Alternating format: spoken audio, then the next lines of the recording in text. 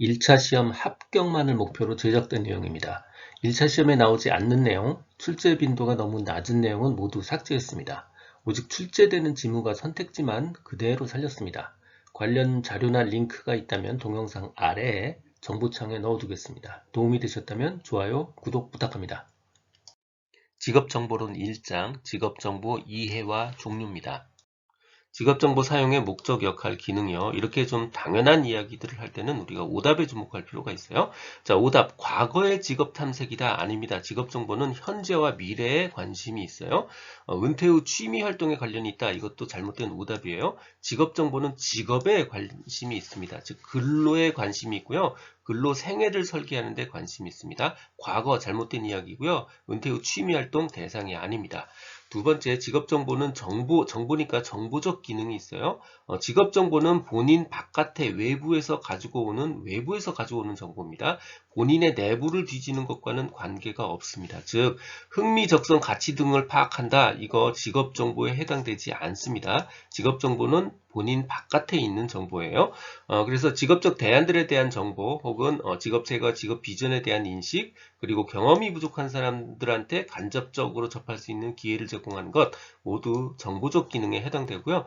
재조정 기능이요. 자신의 선택이 현실에 비추어서 부적당한 게 아니었는지 한번 점검하고 체크하고 재조정해 볼 수 있는 기초를 제공하는 것 바로 재조정 기능이고요. 동기화 기능은 말 그대로 동기를 부여하는 겁니다. 일을 하려는 동기를 부여받을 수 있는 기능 바로 동기화 기능입니다.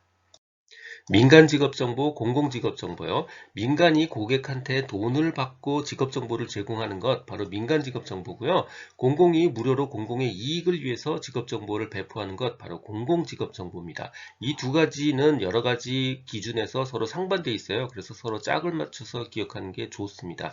먼저 범위요. 공공직업정보는 모든 사람을 대상으로 하니까 전체 산업과 업종 굉장히 포괄적인 대상을 하고 있고요. 민간 직업 정보는 오직 고객에 집중하고 있습니다. 조사 범위가 고객이 원하는 것에 제한적입니다. 정보 제공 시기요. 민간 직업 정보는 고객이 원하는 순간이 최대 목적이에요. 그래서 신속 생산이 중요하고요.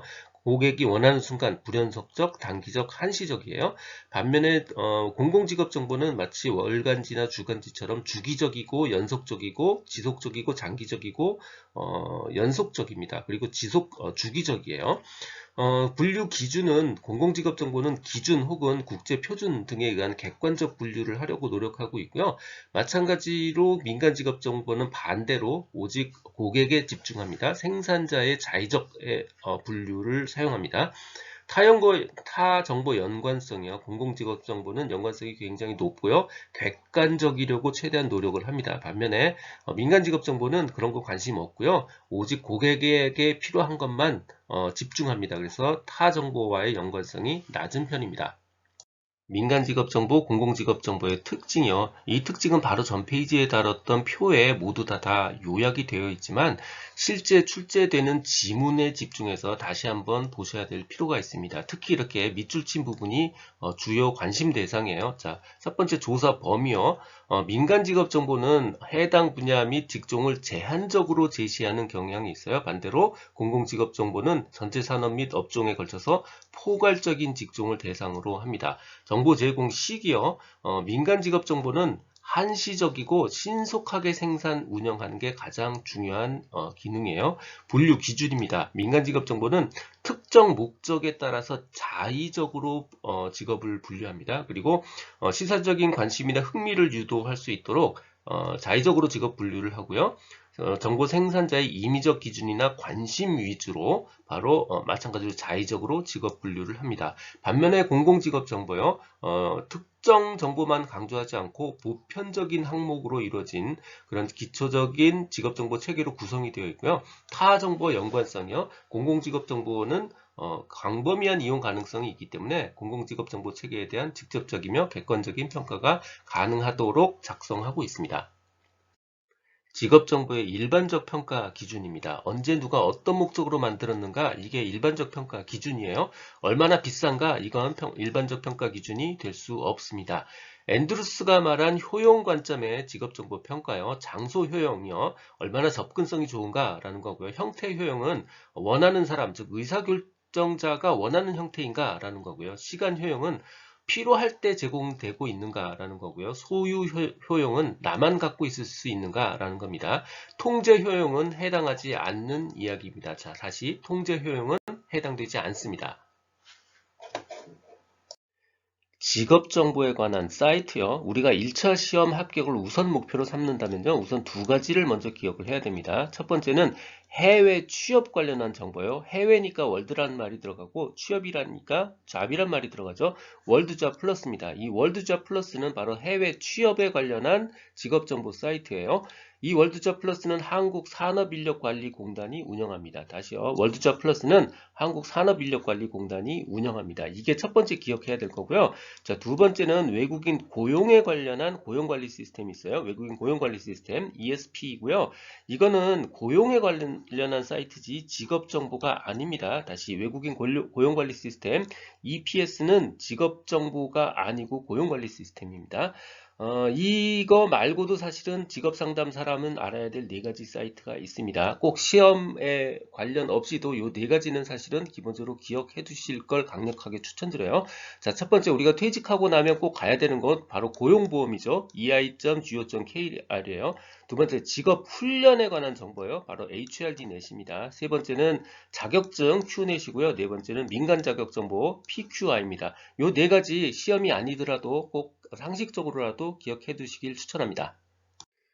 직업 선택 결정 모형에는 기술적 결정 모형이 있고요. 처방적 결정 모형이 있습니다. 우선 1차 시험을 위해서 기억해야 되는 것 먼저 짚을게요. 자, 처방적 결정 모형에는 겔라트가 있고 카츠가 있습니다. 다시 처방적 결정 모형에는 겔라트가 있고 카츠가 있습니다. 나머지 굉장히 많은 사람들이 있습니다. 이 사람들 다 기술적 결정 모형이다 라고 일단 생각하시는 게 기억이 쉽습니다. 기술적 결정 모형은 사람들의 결정 방식을 분석해서 모형을 만든 거고요. 처방적 결정 모형은 좋은 결정을 할 수 있도록 프로세스 모형을 만든 겁니다. 자, 두 번째 기억해야 될 거요. 힐톤 모형의 포인트와 겔라트 모형의 포인트를 기억하셔야 돼요. 힐톤 모형요. 다 단계로 구성되어 있습니다. 인간이 복잡한 정보에 근접하게 되는 구조의 근거를 둔 이론이고요. 직업 선택 결정 단계를 전제 단계, 계획 단계, 인지 부조화 단계로 구분한 직업 결정 모형입니다. 단계 그러면 힐톤이다 이렇게 기억을 해주시고요. 겔라트 모형의 포인트는 체계라고 기억을 하시면 돼요. 훌륭한 선택 결정은 예언적 체계, 가치 체계, 결정 준거에서 각 체계마다 정보를 입수함으로써 가능하다고 보았다. 이러저러한 체계가 있다 그러면 겔라트 모형입니다. 듣고 계신 강의는 직업상담사 2급 초단기 합격 비법의 핵심 내용 파트입니다. 교재에는 2002년부터 지금까지 20여 년간의 모든 문제를 분석해서 중복된 문제나 제도 등이 변해서 출제될 수 없는 형태의 문제, 그리고 난이도 조정위에서 출제한 지역적 문제를 제거하고 2,800여 개의 문제를 모았습니다. 이 한 것만으로 완벽한 수험 준비가 될 수 있도록 했습니다. 군더더기 없는 핵심 이론 파트, 그리고 단원별 완벽한 기출문제집 파트로 구성했습니다. 교보문고 예스24 등 상용 전자책 형태, 인쇄 가능한 PDF 파일 형태, 종이책 형태, 그리고 스마트폰 앱 형태 등 필요에 따라 다양한 형태로 구입할 수 있습니다. 동영상 아래의 댓글에 구매 링크를 넣어드렸습니다. 이 내용은 블로그와 전자책에 동일하게 그대로 있습니다. 도움이 되셨다면 좋아요, 구독 부탁드립니다. 지금까지 라디캠지기 꾸벅이 박종규였습니다. 감사합니다.